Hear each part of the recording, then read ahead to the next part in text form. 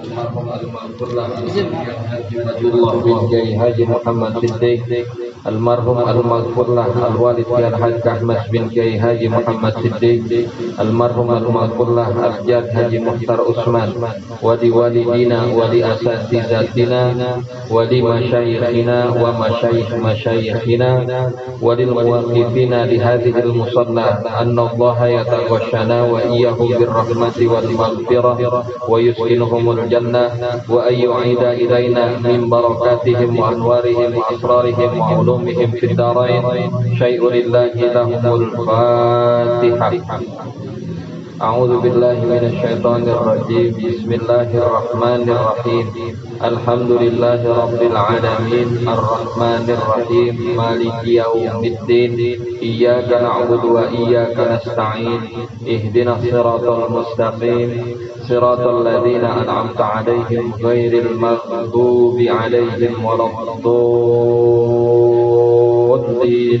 Rabbi ighfirli wa liwalidayya amin.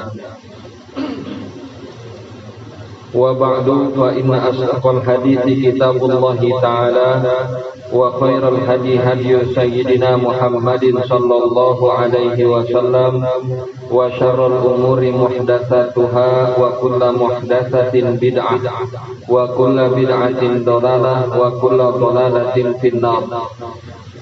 Rabbi shrah li sadri wa yassir li amri wahlul 'uqdatam min lisani yafqahu qawli. Rabbi shrah li sadri wa yassir li amri wahlul 'uqdatam min lisani yafqahu qawli. Rabbi shrah li sadri wa yassir li amri bi jahi sayyidina Muhammadin sallallahu alaihi wasallam. Qala al-muallifu rahimahullahu ta'ala wa adama an-naf'a bihi wa bi barakati ulumihi wa bikum fid dharain amin. Qala qawluhu wal jihad. Qauluhu, perkataan ba'duhum, perkataan sebagian ulama, wal jihadu, pada perkataan mereka tentang jihad, wal jihadu, dan bermula jihad. Ail qitalu fi sabilillahi li iqamatid dini. Ayani al-qitalu fi sabilillahi, berperang di jalan Allah. Untuk apa? Liiqamatid dini, untuk menegakkan syariat agama.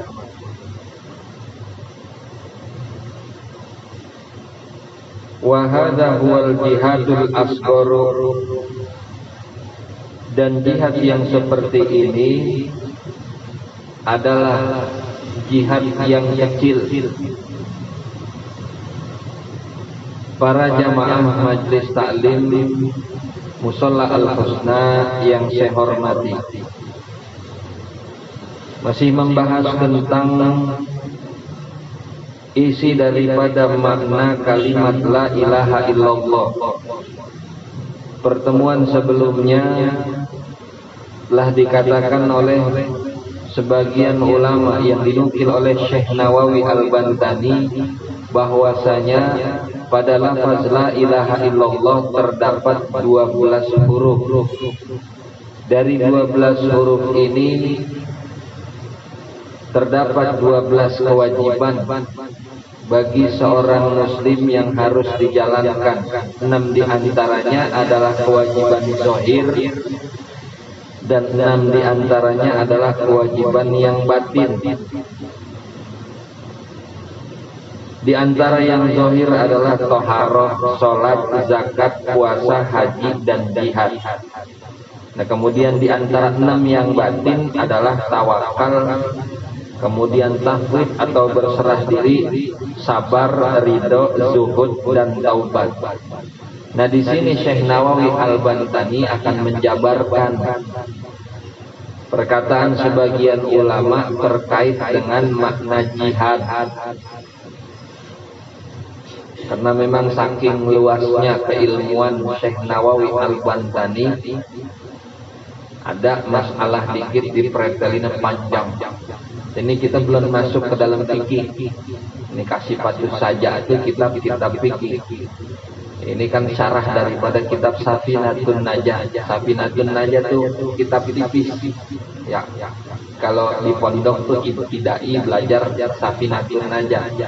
Nah, cuman dari tipis kitab tersebut disyarahin lagi nih sama Syekh Nawawi Al-Bandani.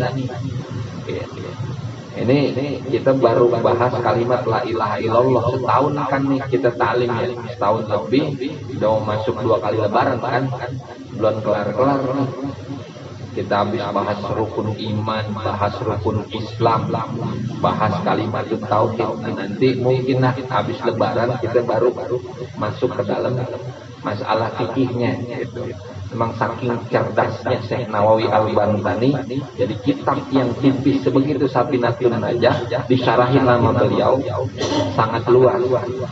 Nah ini lagi yang disyarahin lagi, yang pengen dijelasin sama Syekh Nawawi di sini makna jihad. Apa itu yang namanya jihad? Yang katanya kewajiban batin, kewajiban fisik tiap-tiap dari kita itu kudu jihad. Ya, nanti ada bagiannya masing-masing. Yang pertama kata Syekh Nawawi Al-Bantani, jihad itu al-qitalu fi sabilillah liiqamatid din. Jihad itu peperangan di jalan Allah. Ya. Bukan lantaran nyari tenar. Bukan masalah nama baik seseorang, nama baik satu suku, bukan. Tapi tujuan dari peperangan ini adalah liiqamatid din, untuk menegakkan syariat Islam. Enggak semua nabi diwajibkan untuk melakukan jihad yang berupa qital, yang berupa peperangan. Tapi hanya sebagian nabi saja yang Allah wajibkan untuk melaksanakan jihad yang berupa qital liiqamatid din, untuk menegakkan syariat. Dan di antara para nabi yang diwajibkan melaksanakan jihad yang berupa qital fisabilillah liiqamatid din adalah Nabiullah Muhammad sallallahu alaihi wasallam. Dan ini jihad yang paling besar yang dilakukan ketimbang nabi-nabi yang lain. Kita boleh lihat dalam sejarah banyak yang namanya peperangan yang dilakukan pada zaman Nabi Muhammad sallallahu alaihi wasallam. Di antaranya ada yang namanya Ghazwatul Badrin, perang Badar. Itu perang Badar kelihatan cerdasnya Nabi. Perang Badar, umat Islam yang ikut dalam perang tersebut berapa? Dalam riwayat 313 orang. Itu terjadi tahun kedua Hijriah. Nah pada ketika perang Badar, saban perang ada intelnya lah. Ya, Nabi nyuruh Sayyidina Ali untuk cari tahu berapa banyak tuh pasukannya kafir Quraisy yang ikut dalam perang Badar. Zaman dulu nggak ada WA. Iya kita kudu cari tahu ya, nyamperin ya. Zaman dulu kan pengen tahu, ya kita samperin. Hah? Zaman dulu udah ada bin. Itu Sayyidina Ali itu jadi binnya pada perang Badar. Nah beliau tanya tuh, Sayyidina Ali nanya kepada budaknya Ibnu Abi Mu'ayth. Ditanya, pasukan kafir Quraisy ada berapa orang? Kata tuh budak, banyak dah pokoknya. Banyaknya berapa? Cuman dijawab, ya pokoknya banyak. Pokoknya pasukan ente kalah banyak dah sama pasukan saya daripada kafir Quraisy ini. Sayyidina Ali gak sabar, ditanya lagi berapa banyak? Ya pokoknya banyak. Bagus belum kayak zaman sekarang Pak? Kalau zaman sekarang ditanya begitu dibalikin. Mau tahu banget apa mau tahu aja. Banyak. Akhirnya Nabi yang ganti nanya. Tapi Nabi cerdas. Ini orang kalau ditanya berapa banyak pasukannya nggak bakal dijawab. Sebab bakal kebaca. sebagaimana besar kekuatan mereka kafir Quraisy. Maka yang Nabi tanya bukan jumlah pasukan.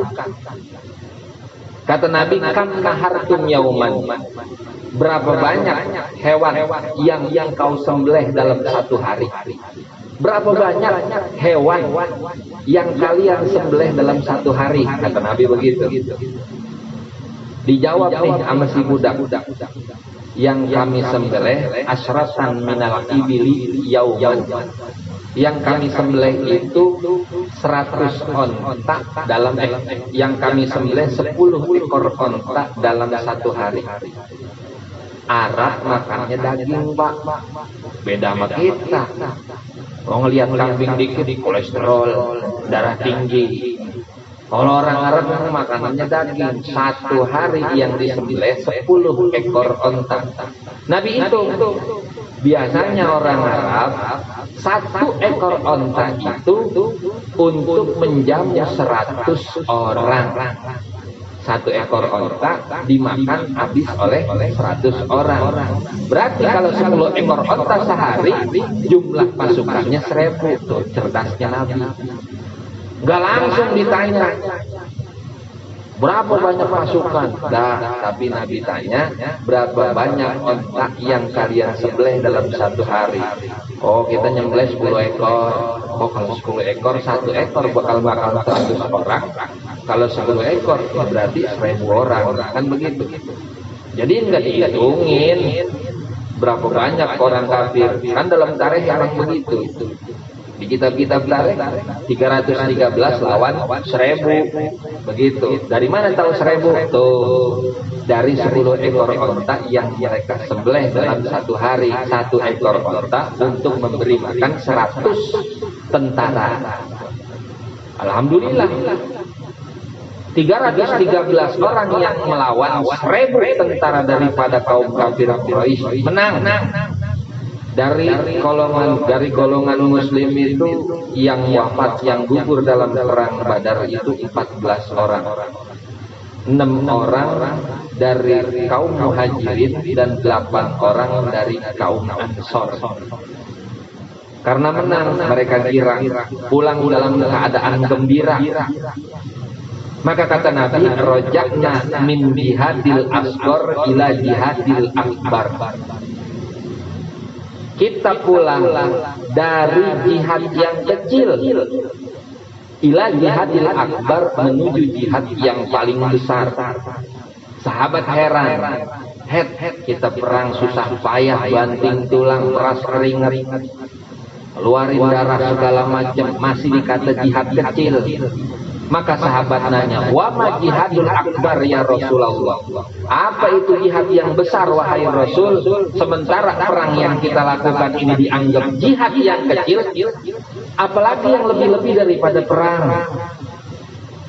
Nah, di sini kata Syekh Nawawi lanjutannya, wa ammal jihadul akbar fahuwa mujahadatun nafsi. Wa ammal jihadul akbaru, dan adapun jihad yang paling besar, fahuwa, maka jihad yang besar itu adalah mujahadatun nafsi, jihad melawan hawa nafsu. Nah, ini jihad yang paling besar. Ya alhamdulillah dari kita kecil mungkin ya, kalau Pak Haji Sukri mungkin ngalamin kali yang namanya jihad fisabilillah, lillahi kalimatillah ya. Nah kalau kita kan yang masih muda-muda mungkin belum ngalamin yang mana yang namanya jihad fisabilillah, artinya perang. Ya, kita belum ngalamin perang untuk menegakkan agama Allah. Cuman yang kita laksanakan saban harinya, saban waktunya adalah jihad akbar, gitu. Melawan hawa nafsu, ya karena ya nafsu ini kan yang paling sulit untuk kita lawan. Maka ulama ibaratkan nafsu itu, kalau mau ibaratkan nafsu itu seperti pakaiannya. Pakaian kita kapan kita cuci? Kotor kita cuci. Sama nafsu pun begitu juga. Ketika kita terjerumus ke dalam satu kemaksiatan, ya maka kita cuci nafsu kita dengan taubat. Ya kata ulama, an-nafsu kal harsi. Nafsu itu ibaratkan kuda. Andai kata kita pengen jalan yang lurus itu kuda negong, maka pegang tali kekangnya, kendalikan agar lurus kembali. Jadi diibaratin nafsu itu begitu. Maka yang sangat-sangat sulit kita ngelawan nafsu kita sendiri. Ya kalau ngelawan musuh emang wujudnya nampak, depan biji mata kita ada, kita bisa taker itu musuh. Cuma nafsu ini yang terkadang menipu. Kenapa dibilang menipu? Dalam Burdah tuh Imam Busiri bilang juga, nafsu itu memang terkadang menipu. Contoh, kita lagi enak-enaknya malam tahajud, 2 rakaat kurang, kita bangun lagi 4 rakaat, masih kurang, bangun lagi 6 rakaat. Nafsu bisa menipu, Pak. Jangan dikata nafsu itu nggak nipu. Kata kita tahajud itu hal yang baik, hal yang bagus. Maka ketika iman kita naik, wah, tahajud kita sampai 12 rakaat. Witir lagi, biasanya 3. Kita tutup 11 rakaat kita mau witir. Itu kita bangun dari jam 2, rapi-rapi setengah 4. Ini musola orang udah siaran, orang udah tarhib. Kita kan bagus banget udah sampai gitu hari ibadah sunnah 2 jam. Begitu dengar orang tarhib, mata kita kriap-kriap. Iya kagak?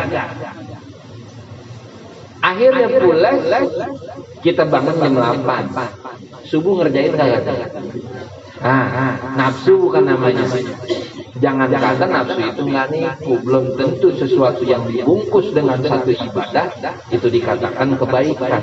Tapi boleh jadi itu tipuan dari setan. Ya sewajarnya aja. Ittaqillaha mastata'tum. Bertakwalah kamu kepada Allah ya semampu kamu. Emang nggak sanggup 12, jangan dipaksain 12. Kita bangun tengah malam 2 rakaat cukup. Bukan berarti 12 nggak bagus banget. Cuman jangan lupa itu adalah ibadah sunnah. Jangan sampai yang sunnah ngalahin yang wajib. Nah itu lantaran nafsu, karena nafsu itu bisa menipu. Maka tugas kita sebagai umatnya Rasul melaksanakan jihad yang paling besar, yaitu melawan, mengontrol hawa nafsu itu agar dikontrol, nggak dihilangin. Nafsu nggak bisa dihilangin, bagaimana dipecahnya? Ya, sebab memang fitrah manusia Allah berikan akal, juga Allah berikan nafsu. Beda hal dengan malaikat. Kalau malaikat Allah timbang beriin akal doang. Malaikat nggak dikasih nafsu.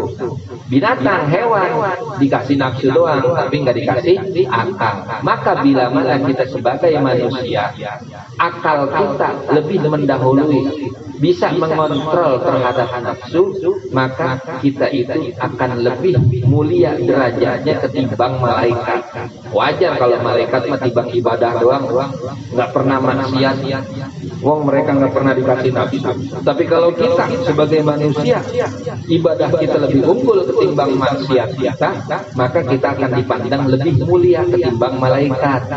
Lantaran malaikat cuma dikasih akal. Pun sebaliknya, ketika nafsu kita yang mendahului akal kita yang dikontrol oleh nafsu, maka derajat kita akan lebih hina ketimbang hewan, ketimbang binatang. Sebab apa? Hewan wajar, mereka maksiat, mereka nggak pernah sholat, lantaran mereka emang nggak dikasih akal sama Allah. Tapi ketika kita manusia dikontrol oleh nafsu, padahal kita punya akal, maka derajat kita akan lebih hina daripada binatang. Maka kata Imam Al-Busiri itu, an-nafsu katifli intuh milhu syabba ala hubbir rodo wa intuh tinhu yanhadim. Nafsu itu katifli seperti bocah, seperti anak kecil yang kalau kagak pernah disapi, dia bakalan terus netek, bakalan terus nyusu. Kan bocah begitu. Ini bocah kita udah usia 2 tahun, mesti kan kita sapi. Ya, kalau nggak disapi, mau sampai kapan juga dia bakal nyusu, bakal netek terus. Tapi ketika itu bocah disapi, dia bakal berhenti nyusu. Sama seperti nafsu. Nafsu kalau kita kekang, kita akan terus nurutin nafsu tersebut. Selama itu nafsu bisa kita kekang, maka nafsu itu akan dapat kita kontrol. Ya bayar-bayarnya nafsu aja, jangan neteknya. Iya kalau disapi, yang bapak juga biar kata udah disapi, sampai sekarang juga masih. Nah itu nafsu, jadi kudu dikontrol. Ini yang pertama. Jadi jihad itu ada dua macam. Yang pertama jihad asghar, yaitu al-qitalu fi sabilillah li'ikla'i kalimatillah yang ulia. Itu yang pertama jenisnya, jihad kecil. Kemudian yang kedua jihad yang besar. Nih kita kan semua di sini juga lagi jihad. Kita ngalahin hawa nafsu kita dari rumah datang ke musola. Kita jamaah nafsu ngomongnya mah udah di rumah aja salat sama yang lu sembah juga Allah juga. Mana habis hujan becek jalanan mau ngapain sih ke musola, nafsu ngomong begitu ya. Tapi akal kita lain, oh enggak, gua kalau ke musola salat jamaah derajat 27, ganjarannya lebih gede. Biar kalau kata Imam Syafi'i itu fardu kifayah, tetap gue sebagai orang yang dipanggil untuk melaksanakan sholat jamaah, walaupun ada orang yang udah melaksanain, tapi juga saya pengen dapat yang namanya ganjaran fardu kifayah. Toh entar rapi sholat jamaah, saya juga bakal jihad lagi. Ngapain? Taklim. Enak kita malam Sabtu weekend begini di rumah sama keluarga. Taklim ngapain capek-capek? Enggak, itu nafsu yang ngomong. Tapi ketika diri kita bilang enggak, saya harus ikut taklim, itu nafsu harus saya kontrol. Sebab seketika saya duduk di majelis ilmu, ganjaran 1000 rakaat bakal saya dapat. Karena mana mungkin saya bisa melaksanakan sholat hingga 1000 rakaat, padahal yang tahajud cuma 2 rakaat aja saya kagak pernah. Maka saya duduk di majelis ilmu. Kita duduk di majelis ilmu, nih kita lagi jihad, kita melawan hawa nafsu kita, kita melawan kebodohan untuk bekal kita supaya menjadi hamba-hamba Allah yang soleh. Nah kemudian kata Syekh Nawawi, qauluhu at-tawakkul, qauluhu perkataan sebagian ulama pada lafaz at-tawakkalu. Tawakal, kita sering ngomong tawakal itu apa sih tawakal? Huwa tawakal yaitu thiqatul qalbi bil wakilil haqqi ta'ala. Tawakal itu adalah thiqatul qalbi, percayanya hati, bil wakili, terhadap zat yang maha mewakili, al-haqqi ta'ala, dialah Allah subhanahu wa ta'ala. Maksudnya bagaimana? Bihaitsu yaskunu anil ittirabi inda ta'adzuril asbabi thiqatan bimusabbibil asbabi. Bihaitsu yaskunu anil ittirabi, dengan sekira-kira tenangnya hati, anil ittirabi, daripada guncangan, inda ta'adzuril asbabi, ketika uzurnya segala sebab, thiqatan bimusabbibil asbabi, lantaran percaya bimusabbibil asbabi, terhadap zat yang menyebabkan segala sebab. Sikoh, percaya. Yang namanya tawakal itu percaya hati kita itu tenang terhadap permasalahan rezeki. Mangan biasa kalau tawakal ini dihubungin sama yang terkait dengan rezeki, kan kita begitu. Ya. Orang dikatakan tawakal, ya, manakala hatinya tenang, enggak goncang. Kalau hatinya tenang terkait masalah rezeki, setelah dia melaksanakan ikhtiar, itu namanya tawakal. Jadi kalau tawakal itu percaya, berserah diri kepada Allah terhadap usaha-usaha yang kita lakukan ba'dal ikhtiar, setelah kita melakukan ikhtiar. Tapi kalau kagak ada ikhtiarnya, cuman berserah diri doang, itu namanya tawakal. Pakai alif setelah waw.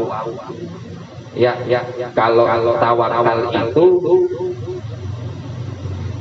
sikotul qalbi ba'dal ikhtiyari, itu tawakal. Kalau tawakal itu sikotul qalbi bidunil ikhtiyar, percayanya hati terhadap Allah setelah kita ikhtiar, maka itu dikatakan tawakal. Buka warung itu namanya ikhtiar, tugas kita membuka warung. Nanti yang giring orang buat datang ke warung kita, buat belanja segala macam, itu mah Allah urusannya. Tapi kita buka warung, kita ikhtiar. Tapi kalau orang buka warung kagak usaha, kagak, pengen punya emas 80 gram, pengen punya berlian, pengen punya mobil mewah, usahanya kagak ada, itu namanya tawakal. Ya, paham ya bedanya ya?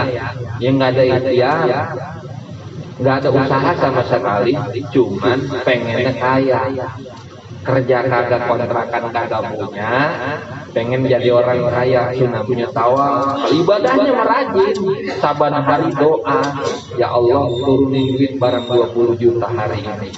Cuman usahanya kagak, itu namanya tawakal.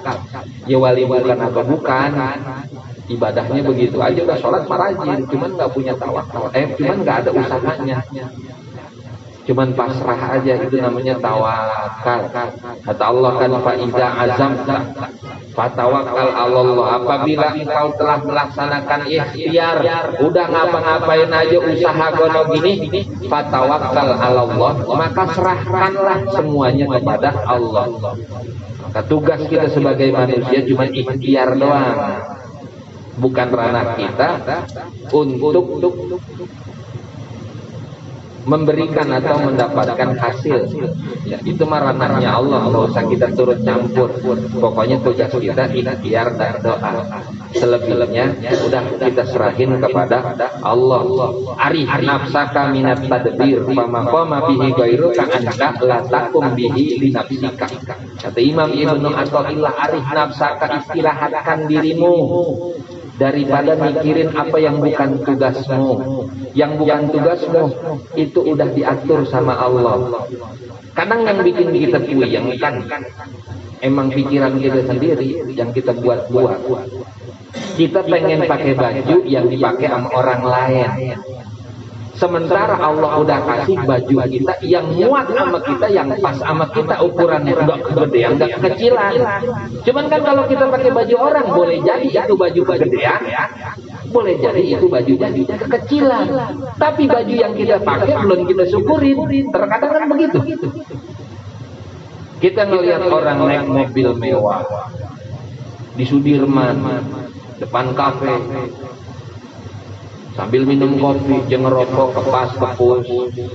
Kita ngelihat dari pinggiran, ya Allah, enak banget jadi itu orang.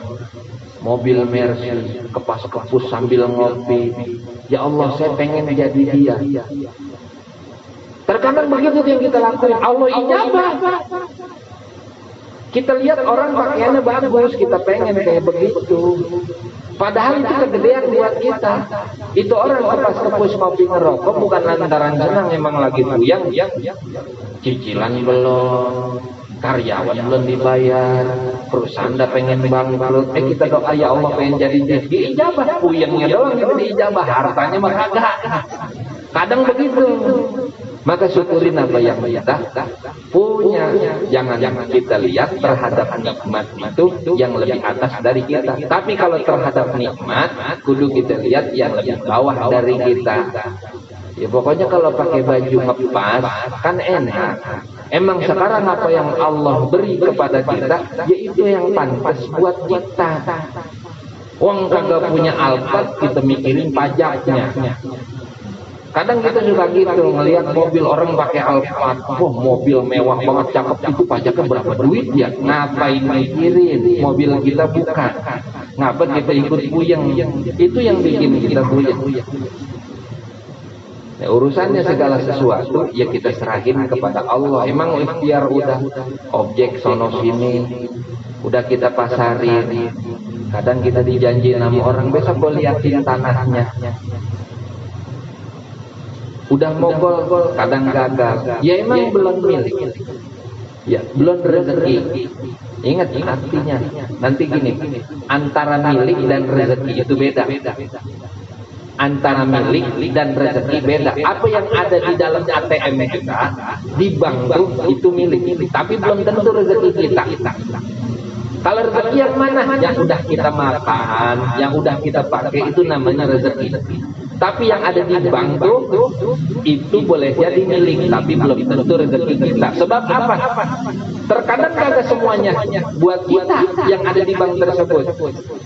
Kadang kita keluarin buat bayar listrik, kadang kita keluarin buat ini itu, buat makan anak bini kita, buat nyumbang ke musola, buat nyumbang ke masjid. Itu kan namanya milik, bukannya rezeki kita. Kalau rezeki mah datangnya dari Allah. Kadang yang tua, yang tawakalnya kurang. Mohon maaf, maksudnya begini. Dulu sejak muda di kantor mah enak, gaji puluhan juta. Begitu udah nginjet, pensiun umur berapa? 60, 58 udah mulai puyeng, udah mulai goyang. Habis ini gua ngapain ya? Ntar gua kalau kagak kerja di kantor, bagaimana ya? Ntar rezeki gua gimana? Anak gua 4 biji kuliah di tempat yang ngetop lagi. Kalau gua udah kagak kerja di kantor, bagaimana ya kalau saya udah pensiunnya?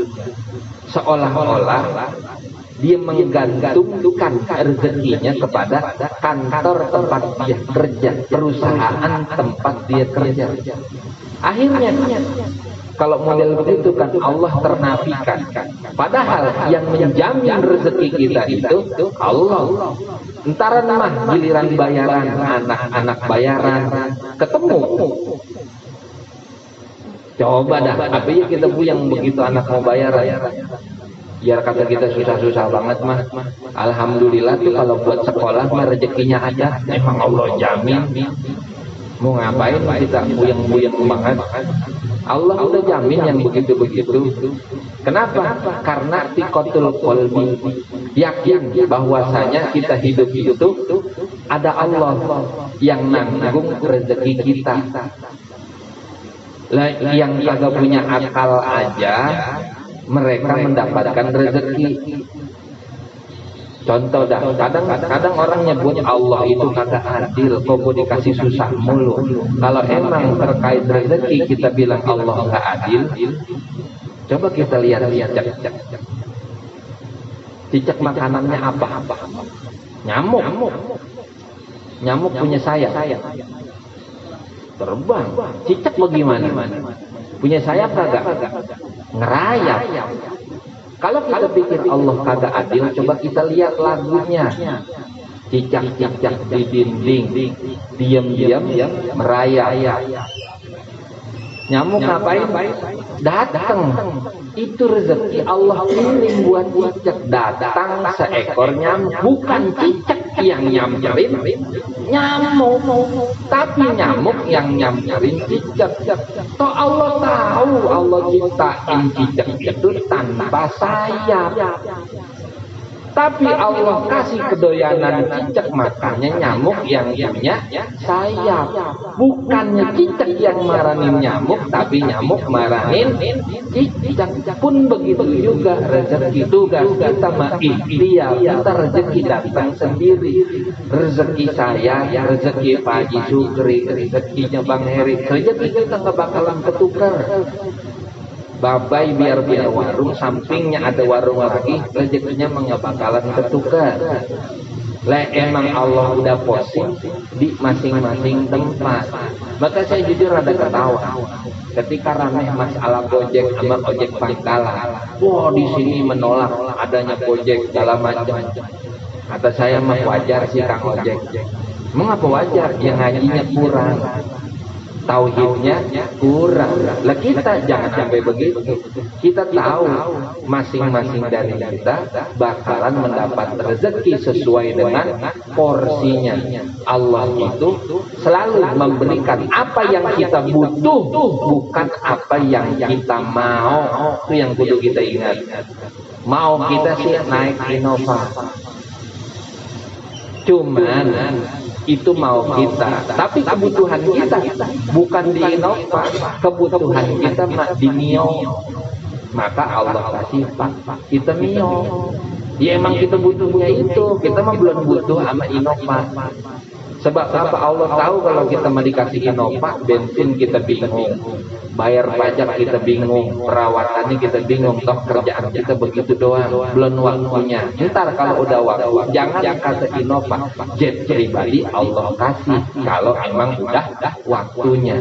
Jadi apa yang kita ikhtiarkan, semua kudu kita tawakalkan lagi kepada Allah. Wa an Uwaisil Qarni, dan dari Uwais Al-Qarni. Uwais Al-Qarni ini orang yang hidup di zaman Nabi, cuman kagak pernah ketemu dengan Nabi. Saking cintanya kepada Nabi, dia pengen banget ketemu sama Nabi. Cuman dia mikir, saya anak tunggal, mak saya lagi sakit dan udah tua. Kalau saya tinggal, mak saya ntar siapa yang ngurus? Tapi satu waktu kata emaknya, Wais emang lu pengen banget ketemu Nabi? Iya mak, kalau lu mau ketemu Nabi, lu samperin dah Nabi. Tapi jangan lama-lama, buru-buru pulang.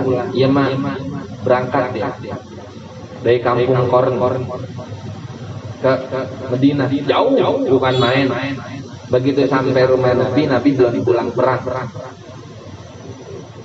Dibilangin sama Siti Aisyah, tunggu aja dulu, bentar lagi juga pulang. Apa kata Wais?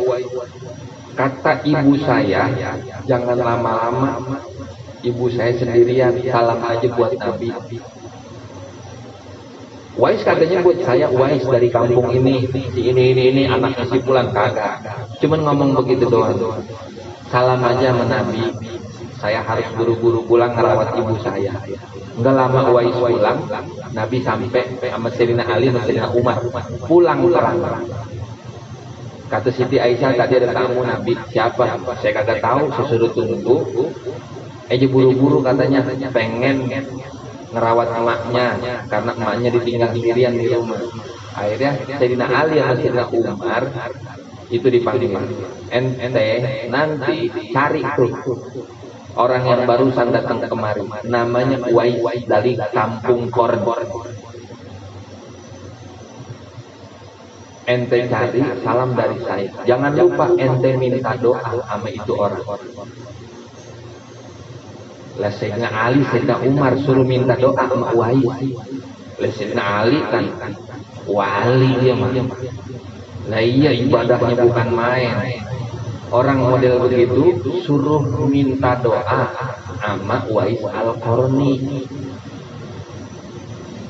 Artinya sebegitu mulianya orang yang mau merawat orang tuanya, dimuliain sama Nabi. Padahal Nabi nggak pernah tahu siapa itu Uwais Al-Qarni.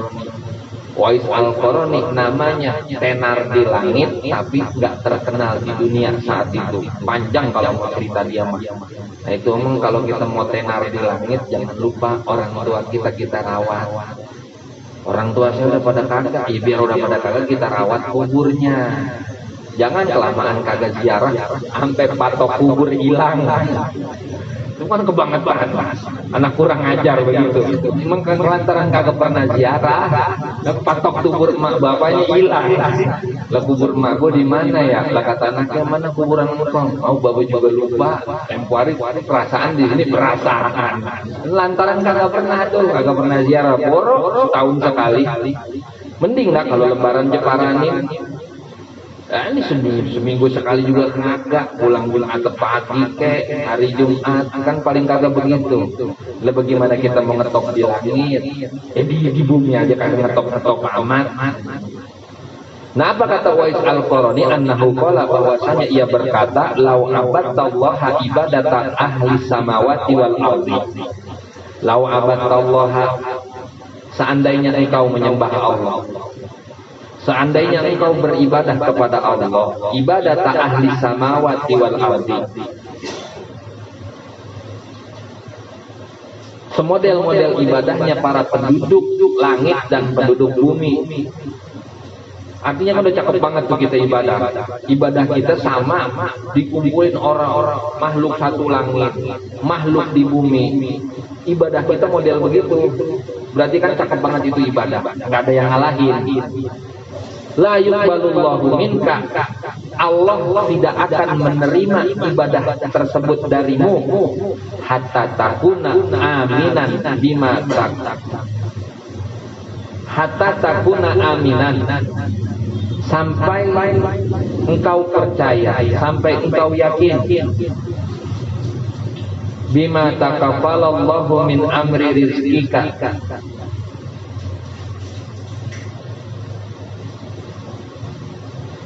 dengan apa yang Allah jamin, min amri rizqika, daripada urusan rezekimu, wa tara jasadaka fariqan min ibadatihi, dan engkau melihat akan jasadmu fariqan, dalam keadaan luang, li ibadatihi, untuk menyembah Allah.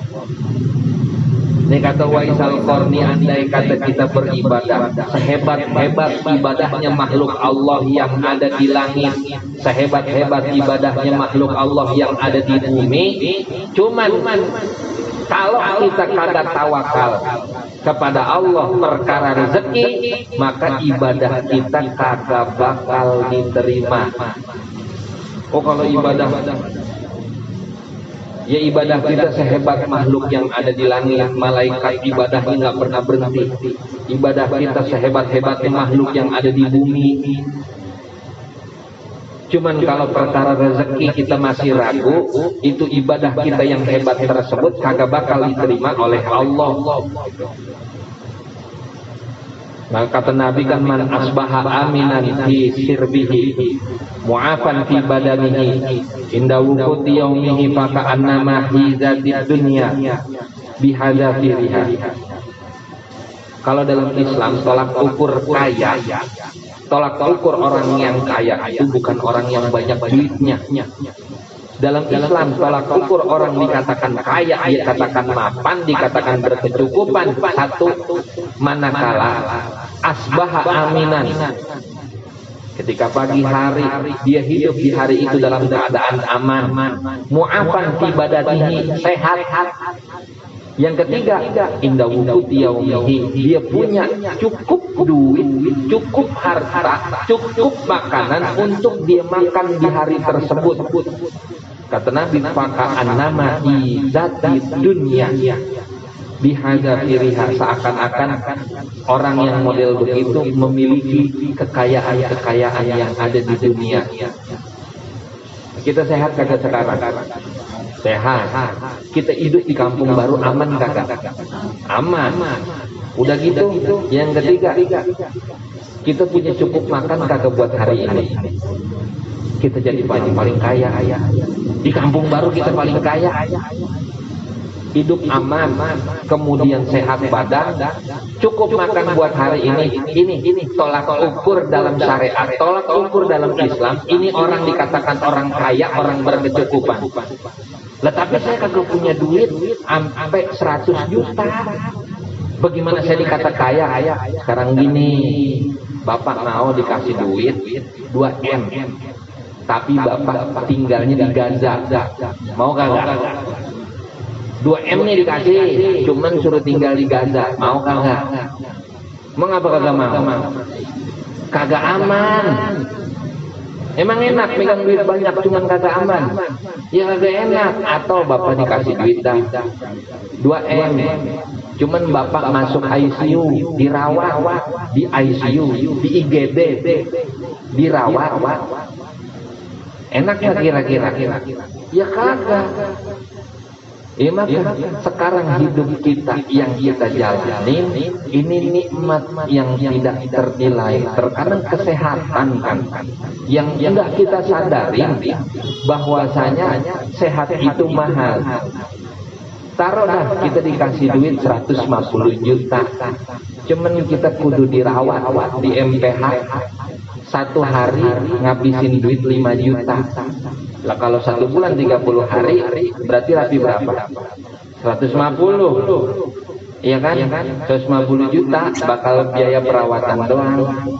Mau begitu? Ya kagak, mendingan kita begini sehat tapi megang duit 150 juta. Itu baru enak. Daripada megang duit 150 juta tapi kudu dirawat di MPH. Artinya takarannya kan sama. Emang kita nggak dapat duit banyak, tapi kita dikasih nikmat sehat oleh Allah Subhanahu wa Ta'ala yang emang jarang kita syukuri. Begitu. Tapi yang dilihat baju orang lain mulu. Maka perkara tawakal kata ulama ada 3 tingkatan.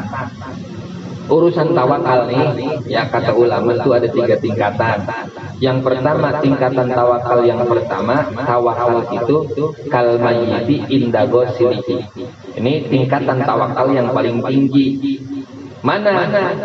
Tawakal itu seperti mayit di hadapan orang yang mandiin. Itu tawakal yang paling gede. Dia pasrah mau diapain aja. Kan tawakal itu mah. Si mayit biar kata yang mandiin musuhnya, nggak mungkin mandiinnya ini jadi ikat kemudian dicemplung-cemplungin di kolam, kan kagak. Tapi si mayit itu percaya bahwasanya dia akan dimandiin dengan sebenar-benarnya.